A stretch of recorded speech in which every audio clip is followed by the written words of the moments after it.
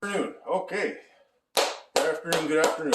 I am going to be putting a garbage or recycle center. It's a 2-bin unit made by Salice. And I buy a unit that fits perfectly in a 15-inch opening. Okay, so 15 inches is the size. If you had a cabinet that was bigger than a 15-inch opening, it doesn't matter. You just have to put blocks. Like even if you put a couple of chunks of plywood or something like that on the side. So let's say you had your cabinet was 18, you could still use this track here or this system from Salice. So, but I make it my cabinet, because I got 3/4 gables, it's 16.5 inches. If I use 5/8, it'd be 16.25. So I kind of factor that into how I design things. Sometimes if I need the cabinet to be 18 for a visual, I'll add these packer blocks to it. But if I can get away with it, I'll do it like this, and then I don't have to make little blocks. So, unboxing this thing, quick tip is unbox it upside down. Reason being is the track is at the bottom, and I can just grab it and put it in. All the parts are there. The other thing is this thing is upside down, so all I gotta do is just pull that out, and the garbage can stay inside there. Otherwise, I got to just flip the whole thing over and get the pails out, and I just don't like doing that. Okay, so a couple of tips. They give you all your instructions on how to do this right there, and they give you a template that you can mount to your door, and it tells you your center line and where to put your holes. Probably goes like this. Okay, so here's one instruction, and here's the other. It's like a barbecue. Anyways, those suck. Trust me, there's an easy way to put these things together. The other thing is this comes with a handle on it, so that if you wanted to pull it out, if you weren't going to be using it with a door that's mounted to it, but I'm going to use it with a door that's mounted to it. So we don't need that. Okay, so I'm just going to grab some of my tools, and I'm going to show you how this thing goes together and how easy it is actually to line this up without having those stupid instructions. So, okay, I use 5/8 screws here, okay, and these are just Robertson screws. It doesn't matter, Phillips, any kind of screw that you got, but make sure that they're not bigger than the thickness of your plywood here, because that would be kind of stupid. So set your track back about 2 mil up to about 1/8 of an inch. Okay, you can kind of eyeball that if you got a little square or something like that, like this. You can set that. That works fine. But you get used to what 2 and 3 millimeters looks like just by looking at it. And then fire a screw into it. Okay. Now these tracks as well, it's kind of convenient. If you really want to, it's got this slot in here. And it is actually kind of practical, because if you put one screw into that and then one into the other here, you can take your hammer and tap it back and forth to get your offset. But I use a bumper anyway, so it really doesn't matter that much. So I'm just going to put a couple of screws in here just to hold it in place. Go. And one more in the back. So what I'm going to do at the end of this is I'm going to fire in all the screws that I need to hold this thing in place. And typically I like 8 screws, 4 in the back and 4 in the front. All right.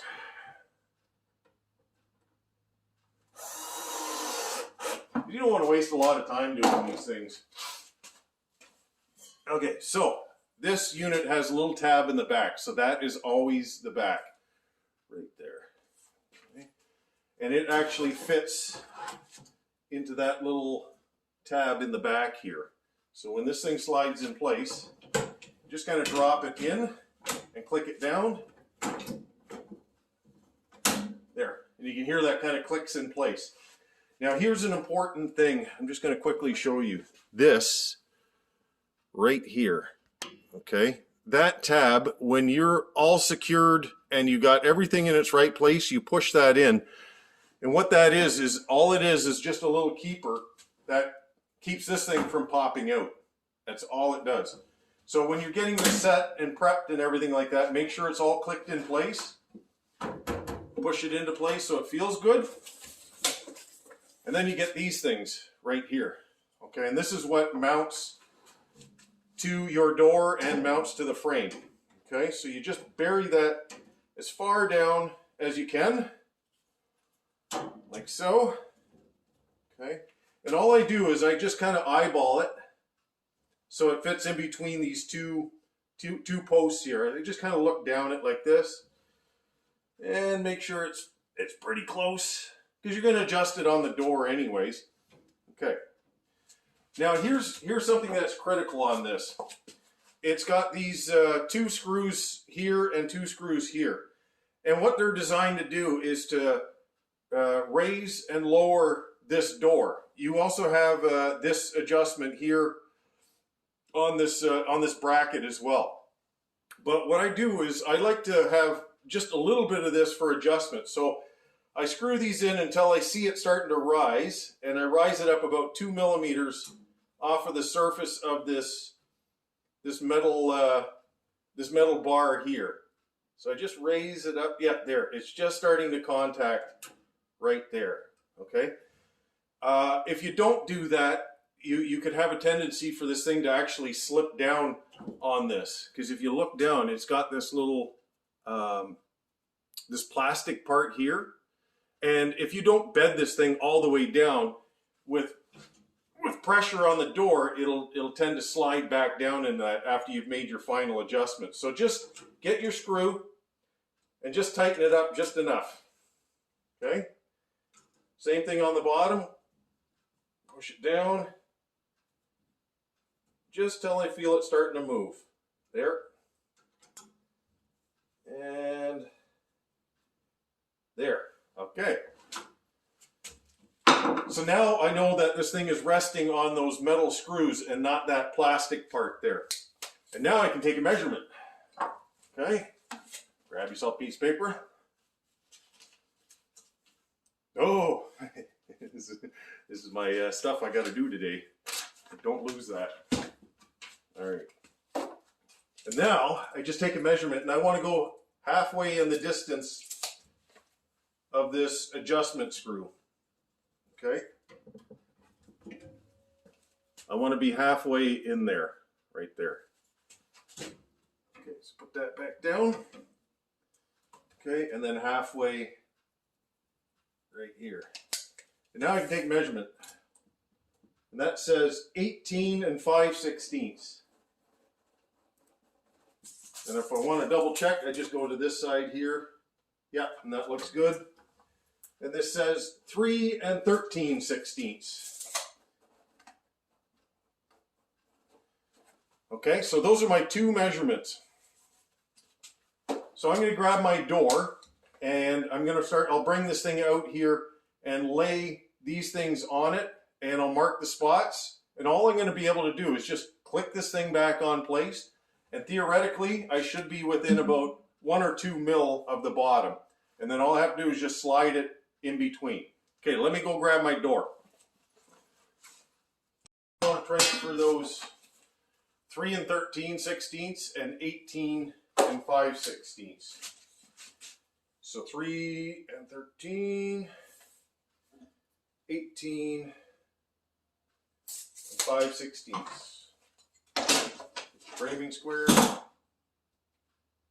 Just run the pencil line all the way across.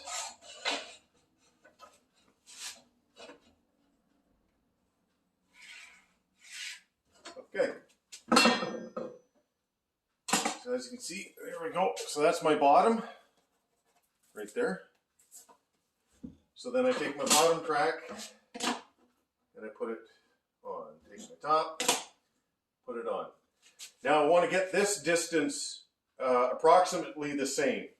So you can kind of eyeball it at first, and then I go 7/8, heavy 7/8.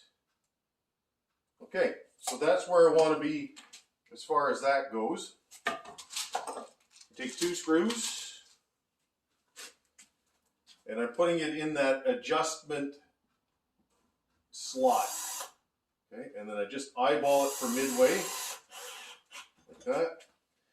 And this is where having a small drill like this is essential, because you can't over torque it. I'm actually using my hand as the torque mechanism on it. So when I feel it starting to move, this way you don't strip out a screw. Because with this, your mounting is actually only 2 screws on each side here. So you got to make sure that you do not do that. So same thing here. I've done this enough times I can just eyeball it. And in all honesty, if you're off by a little bit, it's not that critical, because you've got a lot of room side to side, so that's not really a big deal. There you go. All right. So the next time, if you do these things multiple times, I know these measurements. I know that 3 and 13/16, and I know that 18 and 5/16 numbers. So I don't even do that part, because I already know. I already go right to this, so that I can just, all I got to do is just click it on and mount it.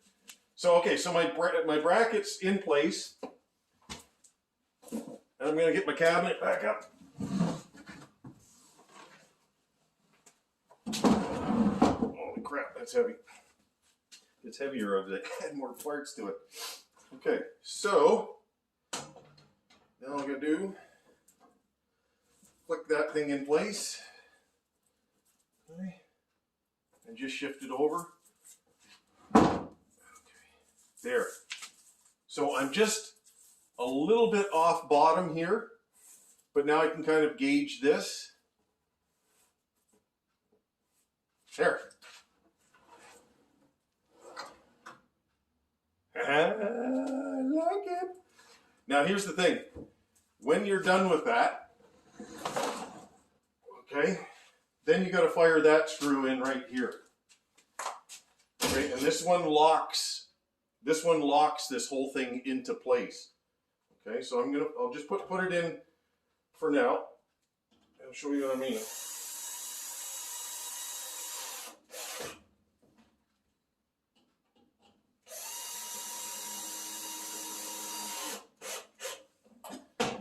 There we go.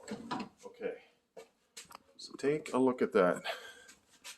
Right there. So these 2 screws here, and you see the ones on the bottom, they still have to fit in. What that does is that pinches that thing onto here. Okay?